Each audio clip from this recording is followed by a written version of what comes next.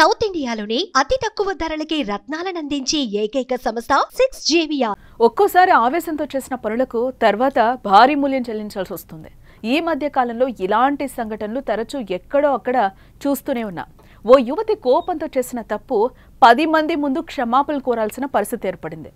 అందుకే పెద్దలు అంటారు, అతిగా ఆవేశపడే ఆడది అతిగా ఆశపడే మగాడు సుఖపడినట్టు చరిత్రలో లేదు అని. ఇందుకే ఆ యువతి చేసిన తప్పేంటి?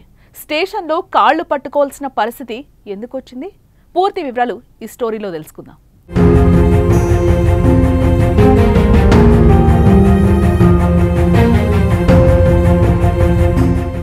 ఎక్కడ స్త్రీలు గౌరవింపబడతారో, ఎక్కడ స్త్రీలను పరదేవతగా భావించి పూజిస్తారు, అక్కడ సర్వసంపదలు తులతూగుతాయని అంటారు పెద్దలు.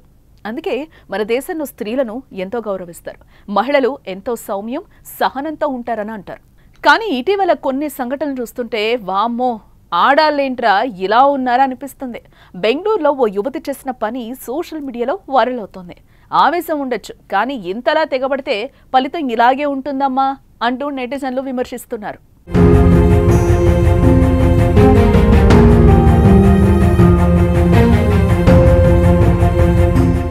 కర్ణాటకలోని బెంగళూరులో ఓ ఆటో డ్రైవర్ను పంఖూరి మిశ్రా అనే సాఫ్ట్వేర్ ఇంజనీర్ అందరూ చూస్తుండగానే చొప్పుతో కొట్టింది.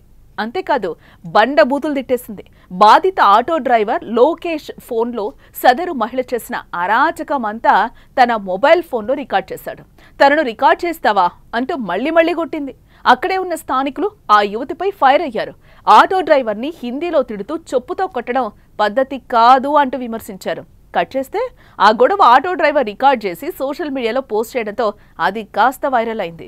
చివరకు వీడియో పోలీసులకు చేరింది. దాంతో పోలీసులు రంగంలోకి దిగారు.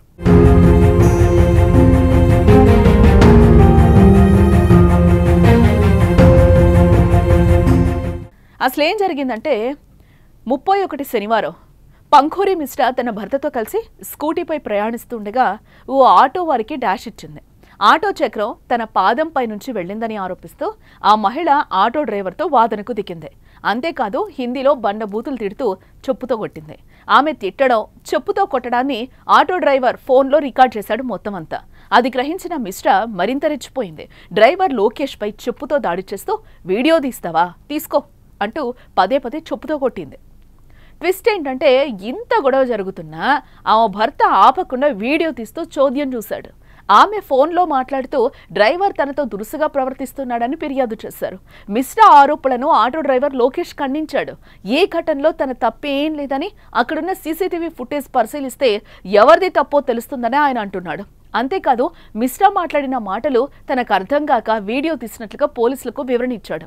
ఆటో డ్రైవర్ ఇచ్చిన ఫిర్యాదు మేరకు మిశ్రా దంపతులను అరెస్టు చేశారు పోలీసులు.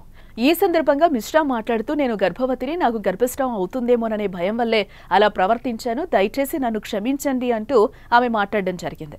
ప్రస్తుతం ఈ వీడియోలో నెట్టింట హల్చల్ చేస్తున్నాయి. వీడియో చూసిన ప్రతి ఒక్కరూ మహిళ ప్రవర్తన పట్ల ఆగ్రహం వ్యక్తం చేస్తున్నారు. మరి ఈ వీడియోపై మీ అభిప్రాయాలు కామెంట్స్ రూపంలో తెలియజేయండి.